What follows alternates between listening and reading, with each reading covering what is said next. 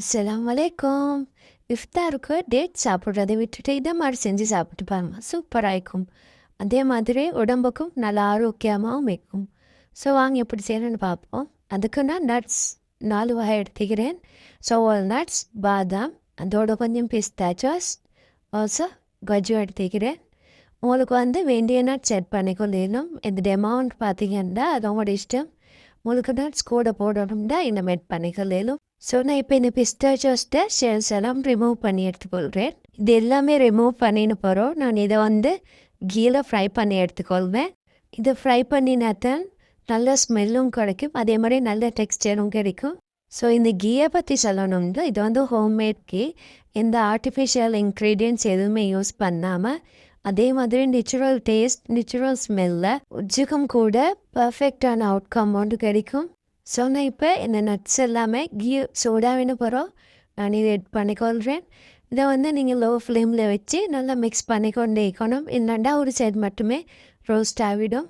இதை மிச்சமாக நீங்கள் கீழே ஃப்ரை பண்ண தேவையில்ல. ஒரு 1 to 2 minutes மாதிரி இது மாதிரி நார்மலாக ஃப்ரை பண்ணி எடுத்துக்கொண்டாலும் போதும்.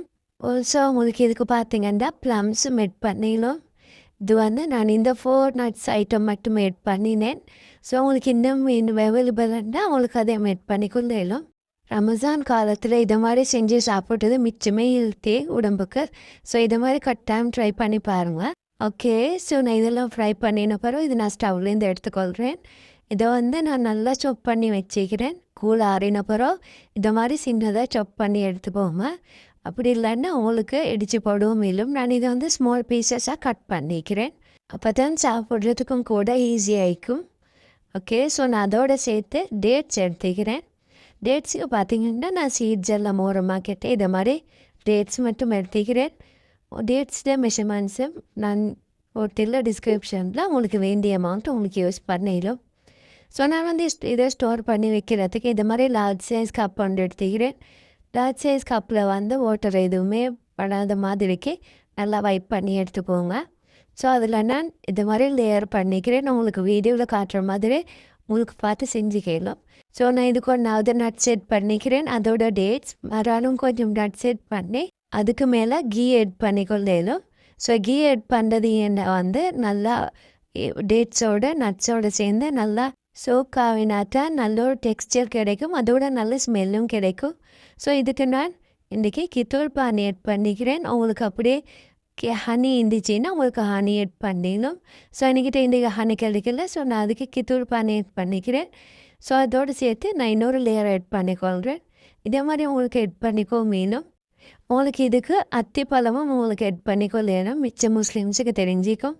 ஸோ உங்களுக்கு அதுவும் எல்லாமே ஆப்ஷன் தான். இந்த மாதிரி கொஞ்சம் வாட்டரில் சோப் பண்ணி வச்சுட்டு ஃப்ரை பண்ணி எடுத்தாலே போதும், அத்திப்பழமும் கூட.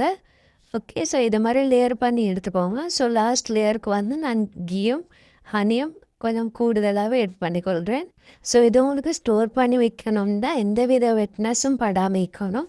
அப்படி இல்லைன்னா டேமேஜ் ஆகிடும்.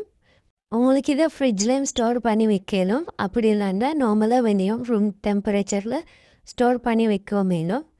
ஸோ நான் வீடியோவில் காட்டிக்கிற மாதிரி ஒவ்வொரு ஸ்டெப்பையும் ஃபாலோ பண்ணி செஞ்சு பாருங்கள். கட்டாயம் உங்களுக்கும் பர்ஃபெக்டான ஒரு அவுட்கம் கிடைக்கும்.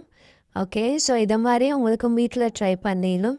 இது எல்லாமே 1 day ஆஃப்டர் பார்த்தீங்கன்னா நல்லா சோக்காக வைக்கும், சாப்பிட்றதுக்கும் கூட அவ்வளோ டேஸ்ட் ஆகிக்கும்.